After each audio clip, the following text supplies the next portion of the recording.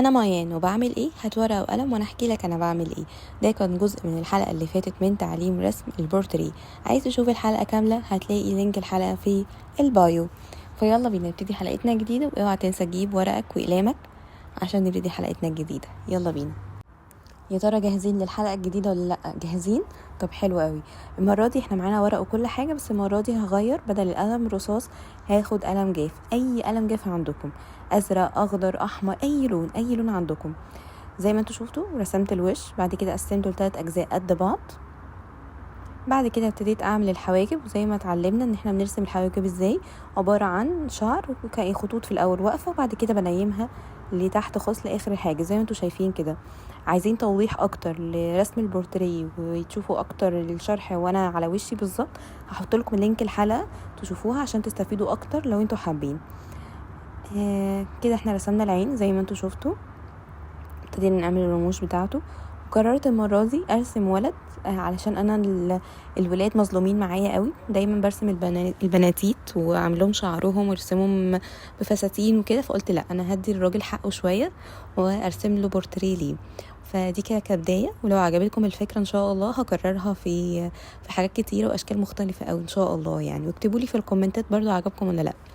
وكالعادة زي كل مرة بقول لكم ايه، ما تنسوش تعملوا شير للفيديو عشان يوصل لأكبر عدد من الناس وتستفيد زيكم، و... وتعملوا لي لايك، واهم حاجة تكتبوا لي كومنت لأي حاجة نفسكم تتعلموها علشان انزل بيها فيديو ان شاء الله. انا لما قررت اعمل السكتش ده ان انا ارسم بورتريه ولد وبالقلم الجاف، انا رسمت بورتريه قبل كده، بس الفكرة كلها ان انا عايزة اوريكم زي ما انا رسمت في اللايف مثلا بورتريه بالقلم الرصاص، وازاي ظللت وازاي عملت كل التونات بتاعته. عايزة اقول لكم ان بالقلم الجاف او اي قلم ممكن ترسموا بيه وتعملوا بيه، ترسموا بيه وتظللوا وتعملوا كل الحاجات دي. وعشان كمان تشوفوا الفرق بين القلم الجاف والقلم الرصاص، وحتى امبارح كنت لسه عامله لايف امبارح ومنزله رسمت استفندي وعملت بيها مره بالرصاص ومره بالجاف عشان اوريكم الفرق. قدرت ان انا اعمل من ده تونات ومن ده تونات، فهذه وجهه نظري اللي انا عايزه اوصلها لكم. فده كبدايه سكتش كده سريع علشان ابين لكم ان انا قادره ان انا اعمل بالقلم الجاف تونات زي القلم الرصاص، يعني اقدر اصحح بيه ويعني عشان في ناس بتخاف من القلم الجاف، عشان طب القلم الرصاص انا هقدر امسحه بالاستيكه، طب مش عارفه لا، القلم الجاف يا جماعه انتوا بتقدروا تصححوا بيه، تزودوا خطوط بيه، هتداروا كل الحاجات دي، بس اهم حاجه تبقى ايديكم لحد ما خفيفه علشان تقدروا تظبطوا كل حاجه. لو في اي دفوع انتوا شفتوه، كل حاجه بصدقوني ينفع تتعدل، زي ما احنا اصلا في حياتنا في ناس كتيره بتستخدم ريسايكلينج لحاجات قديمه عندها، احنا نقدر نعيد، زي ما نقدر نعيد تدوير للورق، احنا نقدر بالورق بتاعنا والرسمه بتاعتنا نظبط بيها حاجات ونعيد تدويرها بطريقه الرسم وطريقه احسن وكده. فمفيش حاجه صعبه ولا في حاجه مستحيله، طول ما انت بتحاول صدقني هتعرف تصلح اي حاجه انت شايفها صعبه.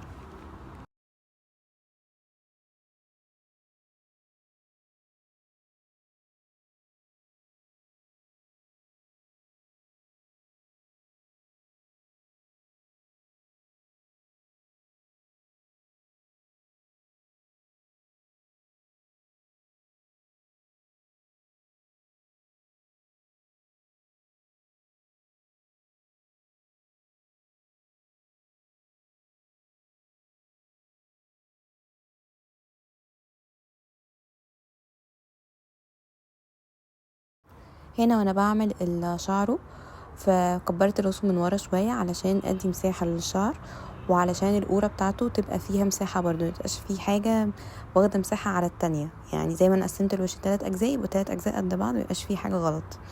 وبعد كده عملت الودان زي ما انتوا شايفين كده، وهنا بقى بظبط الوش بتاعه. طبعا انتوا عارفين عني اللي متابعني وعارف الفيديوهات اللي انا بنزلها دايما، وانا باجي ارسم معاكم بتلاقوني كده بيجيلي افكار او بيجيلي مثلا سؤال اساله لكم. يا ترى لو انتوا بقيتوا بروفيشنال في الرسم وبقيتوا شاطرين جدا وبتعرفوا ترسموا اي حد، اول حد قرروا انكم ترسموه تدوله الرسمه بتاعته انكم رسمتوه، يا ترى مين؟ اكتبولي كده في الكومنتات. مين اول حد جه في بالكم ان هقرروا انكم ترسموه. هرجع تاني وافكركم ما تنسوش تعملوا شير للفيديو علشان يوصل لاكبر عدد من الناس وتستفيد زيكم، وما تنسوش تكتبوا لي كومنتات على كل سؤال سالته لكم وكل حاجه خدت رايكم فيها. هستنى كومنتاتكم ونتفاعل مع بعض كده ان شاء الله. وقولوا لي بقى برضو في الكومنتات عجبكم فكرة ان انا ارسم بورتريه الراجل ولا لا، وعايزين اجربه ان انا ارسمه بقلم رصاص ولا لا. اكتبوا لي برضو في الكومنتات.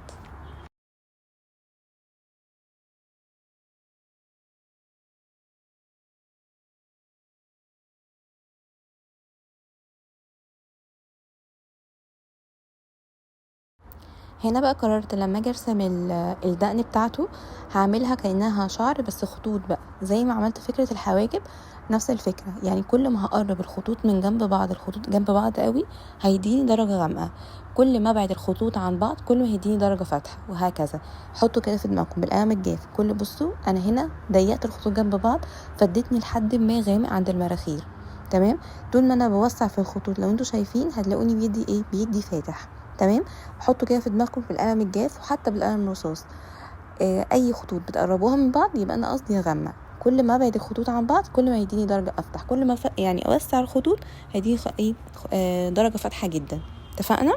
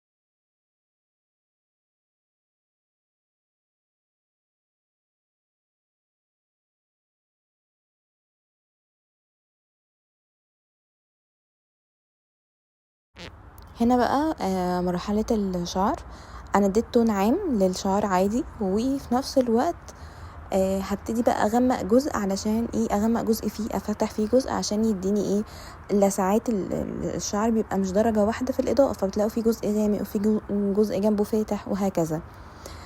وقررت كمان لو انتوا خدتوا بالكم ان انا قررت ان انا لما اجي اظلل هظلل بالقلم الازرق، يعني في اجزاء هزود فيها ازرق وفي اجزاء هزود بيها احمر.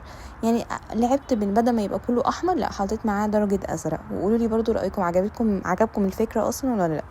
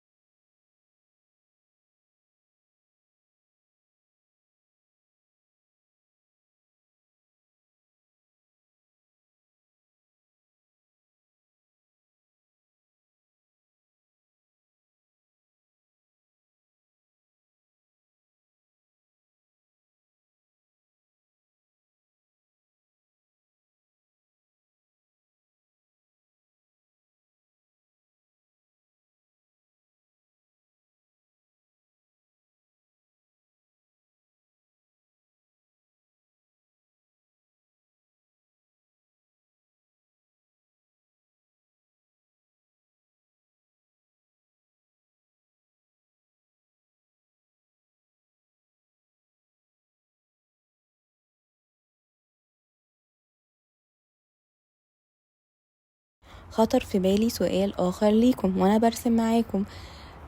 كل اللي متابعيني وبيشوف الفيديوهات بتاعتي، انت متابعني من امتى؟ من ساعة ما بدأت في القناة ولا من قريب؟ هل انت متابع جديد ولا قديم ولا وسط؟ لا قديم ولا جديد؟ اكتبولي كده في الكومنتات انتوا متابعيني من امتى.